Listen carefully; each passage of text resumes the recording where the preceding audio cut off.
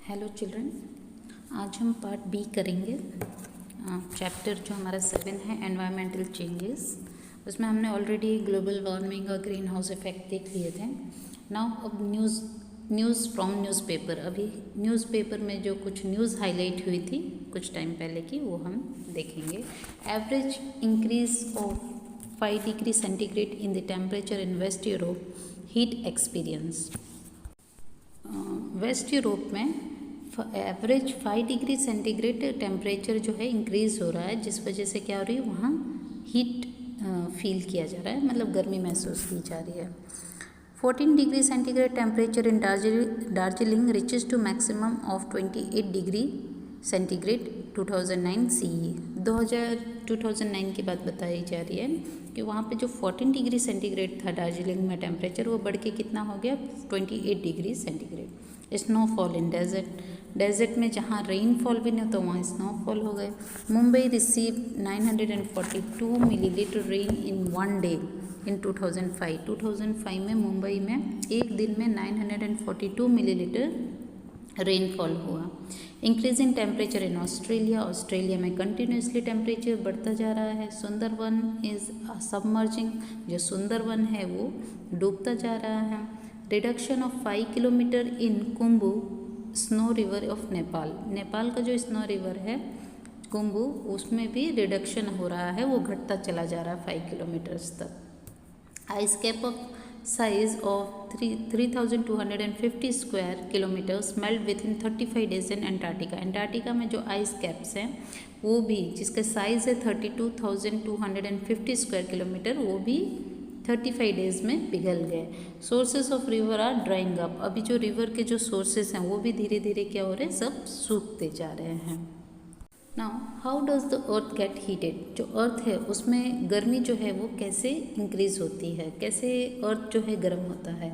The green house gases like carbon dioxide, methane, nitrous oxide, chlorofluorocarbon and halo carbon plays an active role in the green house effect. Green house effect में ये सारे जो gases हैं वो बहुत ही ज़्यादा important role play करते हैं, जैसे कार्बन डाइऑक्साइड, मीथेन है, नाइट्रस ऑक्साइड है, क्लोरोफ्लोरोकार्बन है, हेलो कार्बन्स हैं। The increase in the proportion of these gases lead to the problem of global warming and climate change. जब इनका प्रोपोर्शन अमाउंट जब अगर इंक्रीज हो जाता है तो प्रॉब्लम आ जाती है ग्लोबल वार्मिंग की, और क्लाइमेट क्या हो जाता है, चेंज हो जाता है। Increase in the temperature by 0.6 degree centigrade in last 100 years. Last 100 years में ये देखा गया कि 0.6 डिग्री सेंटीग्रेड टेम्परेचर जो है वो इंक्रीज हो रहा है, बढ़ता जा रहा है। Each 100 years ago, the amount of carbon dioxide was 275 ppm. Today it is 350 ppm. यानी 100 साल पहले जो कार्बन डाइऑक्साइड था वो 275 ppm था, और अब कितना हो गया 350 ppm। अब ये ppm क्या है, ppm मीन्स पार्ट पर मिलियन। जैसे कि फॉर एग्जाम्पल है 280 ppm इज इक्वल टू 0.28%, मतलब उतना एरिया वो कवर करता है। ठीक है, तो अब हम आगे देखेंगे। The massive methane CH4, the massive increase in methane proportion from 315 ppm in the year 1750 to 1764 ppm in the year 2005 was due to the reason listed below. तो the massive increase in methane, ठीक है, जो methane है वो मतलब इतना ज़्यादा बढ़ गया, जो कि 315 था ईयर 1750 में, वो बढ़ के कितना हो गया 1764 ppm इन द ईयर 2005। अब इसके रीजंस भी दिए गए हैं। Excelling of animal and metabolism process.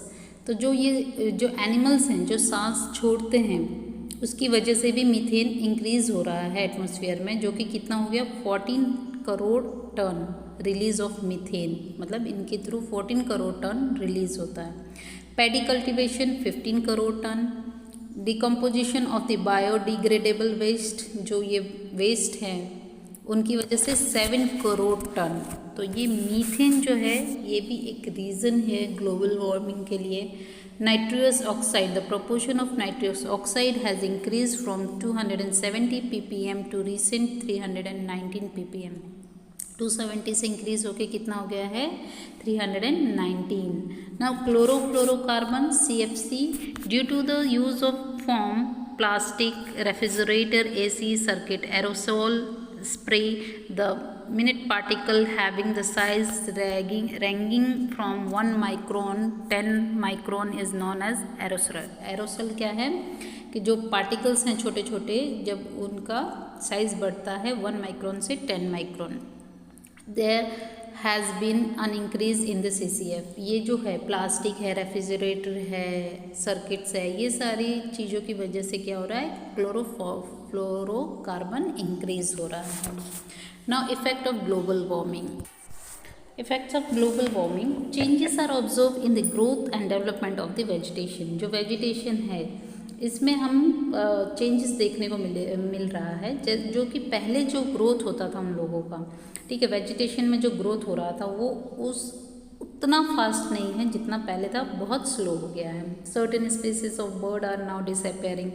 और जो बर्ड्स की प्रजातियां हैं जैसे कि such as the sparrow and vulture, they are now disappearing. अब उनकी प्रजातियां कम होती जा रही हैं, दिखनी बंद हो रही हैं। 2000 glaciers of Himalaya have been receded और मेल्टेड। और 2000 ग्लेशियर जो है हिमालय के वो क्या हो गए, पीछे हट गए या फिर पिघल गए हैं। तो ग्लोबल वार्मिंग का ये इफेक्ट है। और देखते हैं आगे हम। There has been an increase in natural calamities like famine, cyclone, excessive rain and flood in the last 10 years। अब ग्लोबल वार्मिंग की वजह से हम देखेंगे जो कैलामिटीज़ हो रहे हैं, डिज़ास्टर्स जैसे फैमाइन है, साइक्लोन है, हैवी रेनफॉल है, फ्लड्स है, ये सब कुछ हम पिछले 10 सालों में देख रहे हैं, बढ़ता जा रहा है। The places receiving heavy rainfall are now experiencing less rainfall. जहाँ पे ज़्यादा बारिश होती थी वहाँ कम होने लगी। Rajasthan and Dubai experience heavy rain and there is scanty of rain in Cherrapunji. अब जो राजस्थान जहाँ पे कम बारिश होती थी, दुबई, वहाँ पर ज़्यादा होने लगी। और दुबई में जैसे कि कम होती थी वहाँ ज़्यादा होने लगी, और चेरापूंजी में जहाँ ज़्यादा होती थी वहाँ कम होने लगी। The production of pulses has gone down. जो पल्सेस का प्रोडक्शन है वो भी कम हो गया। The level of ground water has decreased. Ground water decrease हो गए। The melting of glacier has increase the water level in oceans. जो ग्लेशियर्स मेल्ट हो रहे हैं वो तो बहकर फिर ओशियन में जा रहे हैं, महासागर में जा रहे हैं, और उनका जो लेवल है वो बढ़ता जा रहा है। This has aggravated the erosion of coastal line. जो कोस्टल लाइन है उस वहाँ पर तबाही हो रही है, इरोजन हो रहा है वहाँ पर। Human being will fall victim to dehydration and malnutrition due to the increase in temperature. अब ये जब टेम्परेचर गर्मी ज़्यादा हो रही है तो डिहाइड्रेशन की, मालन्यूट्रिशन की प्रॉब्लम हो रही है। There will be changes in the cycle of season. Seasons के साइकिल में भी चेंजेस आ रहे हैं, जो उनका चक्र चल रहा है। The characteristics of summer and winter season will change. उनके कैरेक्टरिस्टिक्स समर जो विंटर में जो हमें फीचर्स देखने को मिल रहे थे वो सारा कुछ चेंज होता जा रहा है। जो salinity of the soil in Gujarat will increase due to the increase of 25 centimeter in sea level। अभी सी लेवल वहाँ पे बढ़ गया गुजरात में, जिस वजह से वहाँ पे जो नमकीनपन है मिट्टी में वो बढ़ता चला गया। There is a mark of decline in the agriculture production। Agriculture production में कमी हो रही है। The frequency of disease like cholera, dengue, malaria, yellow fever, swine flu etcetera are increase. इस तरीके की बीमारियां भी बढ़ रही हैं। The areas near the coast of Maldives, Bangladesh, Philippines, West Indies and Australia have submerge. इस तरीके की ये जो कंट्रीज़ हैं ये लोग क्या हो रही हैं, डूब धीरे धीरे मतलब नीचे की ओर डाउन में जा रही हैं। According to an institution name Greenpeace, approximately 55 lakh people living in Gujarat will have to migrate in the year 2100 CE। मतलब ऐसा माना गया है कि अगर इस तरीके से बढ़ता चला गया है, कि इंस्टीट्यूशन है ग्रीन पीस, उसने ये अनुमान लगाया है कि अगर यही चलता रहा तो माइग्रेट हो जाएंगे 55 लाख तक पीपल गुजरात से 2100 CE में। ठीक है। The followers are closing losing their fragrance due to the flowers are losing their fragrance due to global warming. जो फ्लावर्स में जो एक उनकी चमक होती थी, एक कलर होता था, जो उसमें खुशबू, जो उसका फ्रेगनेंस होता था, उन सब में भी कमी आ गई. Bee hives are disappearing fast, और वी हाइव्स जो हैं वो भी, जो मधुमक्खी का छत्ता है, वो भी डिसअपेयर हो रहे हैं. तो ये देखिए ओजोन लेयर, अर्थ, ये सब दिखाया गया है पिक्चर में. एसी है जो, और ये नॉन कन्वेंशनल पावर्स जो दिए गए हैं, सोर्सेस ऑफ एनर्जी है, जैसे solar, wind energy, biomass, tidal energy, इन सब से ग्लोबल वार्मिंग कम होगी. Now measures to prevent global warming. कौन कौन से मेजर्स है, स्टेप्स हैं जिसकी वजह से ग्लोबल वार्मिंग को रोका जा सकता है. Reduce the use of sources that release CO2. ऐसे सोर्सेज को, ऐसे इक्विपमेंट्स को कम यूज़ करिए जो CO2 रिलीज़ करते हैं. Afforestation and conservation of forest should be done. जितना हो सके, मतलब फॉरेस्ट को हमें बढ़ाना है, पेड़ उगाने हैं और उनको बचाना है, तो ग्लोबल वार्मिंग नहीं होगी. Growing tree help to reduce carbon dioxide. ज़्यादा से ज़्यादा ट्री को ग्रो करिए. Avoid the use of plastics use करना बंद करना है. Optimum use of manure and pesticide. जो यह मैन्योर है, पेस्टिसाइड है, इसका एक सही मात्रा में, ज़रूरत पड़ने पर ही उतना यूज़ करिए. Adopt organic farming. Organic farming को ये इस तरीके का मेथड फार्मिंग सेक्टर में यूज़ करना चाहिए. Add biotics in the food for animals. जो एनिमल्स का फूड है उसमें बायोटिक होना चाहिए. Optimum use of house hold appliances. House hold जो अप्लाइंसेस है उसका ज़रूरत जितना हो उतना ही, ज़्यादा से ज़्यादा, कम से कम उसका हम यूज़ कर सकें. Proper use of means of transport. जो व्हीकल है वो ये नहीं कि बस गाड़ी है तो दिन भर घूमते रहिए, क्योंकि उसकी स्मोक की वजह से भी काफ़ी पॉल्यूशन होता है. Check the growth. Paper use of means, proper use of means of transport. Check the growth of human population. Design the building with sufficient ventilation to save electricity. Increase the use of eco-friendly papers. Grow plant and trees around your houses.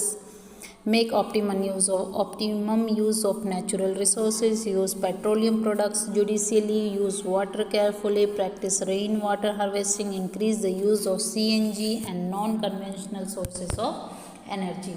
तो ये सारे measures दिए गए हैं जिससे कि हम global warming को रोक सकते हैं. Now global policy to protect environment. अभी गवर्नमेंट ने कौन कौन सी पॉलिसीज़ बनाई है जिससे कि हम एनवायरनमेंट को बचा सकते हैं, उनको सुरक्षित रख सकते हैं. That global policy to protect environment on realizing that human activities are the root cause of destruction of the environment. On releasing that human activities की वजह से क्या होता है कि एनवायरनमेंट जो है वो उसमें उथल पुथल हो रही है. The countries of the world gather at Stockholm, the capital of Sweden, in 1972 to think of ways to protect the environment. As Stockholm जो कि कैपिटल है स्वीडन का, वहाँ पर 1972 में एक मीट किया गया ताकि हम एनवायरनमेंट को ज़्यादा से ज़्यादा बचा सकें, प्रोटेक्ट कर सकें. Another convention was held at Rio de Janeiro, Brazil में एक दूसरी मीट की गई. In the meeting held at Copenhagen, capital city of Denmark, in the year 2009 में एक मीटिंग की गई to discuss global warming. It was observe that the, इसे अंडरलाइन करते जाइएगा, nation are not accepting the carbon cut, the technique to reduce the emission of greenhouse gases, and the developing nation were increase pressure for the reduction of emission of greenhouse gases. तो एक meet की गई Copenhagen में, capital है Denmark का, 2009 में. वहाँ पे ज़्यादा से ज़्यादा ये डिस्कस किया गया कि हम एनवायरनमेंट को कैसे बचा सकते हैं और ग्रीन हाउस गैसेस जो हैं, जो इफ़ेक्ट करती हैं, उनको हम कम से कम फैलाएं. It was decided to give an $100 billion for the development of developing nation. अभी डेवलपिंग जो नेशन है उनको 100 बिलियन तक का डॉलर दिया गया ताकि वो लोग डेवलप कर सकें. In this meeting 59 research papers from 45 countries were presented, and through it the leaders of the world were made to think seriously regarding the changing climate. 59 countries ने रिसर्च किया, उसमें से 45 कंट्रीज़ जो वहाँ पे प्रेजेंट थी और उनके जो लीडर्स, वर्ल्ड जो लीडर हैं, उन्होंने सीरियस एक डिसीजन लिया, सोचा कि मतलब कैसे हम क्लाइमेट जो चेंज हो रहा है इसको हम एक अच्छे तरीके से सेव कर सकते हैं। On an average a citizen in the world emits 4.5 metric ton carbon dioxide. Indian citizen emit 1.2 metric ton carbon dioxide. मतलब इतना लोगों ने कम किया, एमिट्स मतलब कम करना, मतलब बाकी, और इंडिया ने 1.2 मेट्रिक टन कार्बन कम किया। अदर डेवलपिंग नेशन रिलीज फार लेसर कार्बन डाइऑक्साइड गैस। उन लोगों ने भी, बाकी जो डेवलपिंग नेशंस थे उन्होंने भी अपने कार्बन डाइऑक्साइड के रिलीज़ में उनको कम किया। Large amount of concessions should be given for development and more restrictions should be imposed on the countries like USA, as an average American emits 20.6 metric ton carbon dioxide। मतलब एक concessions दिए गए जो country कम कर रही है उनको development के लिए, और एक रेस्ट्रिक्शन लगाया गया, एक स्ट्रिक्ट रूल लगाया गया जैसे कि यूएसए, और वहाँ पर स्ट्रिक्ट रूल की वजह से 20.6 कार्बन डाइऑक्साइड अमेरिका से कम हुआ। तो चिल्ड्रन, यहाँ पे हमारा चैप्टर कंप्लीट होता है। Here we are completing our chapter and I hope कि you understood very well. See this video 2-3 times and clear your doubts. Okay, thank you.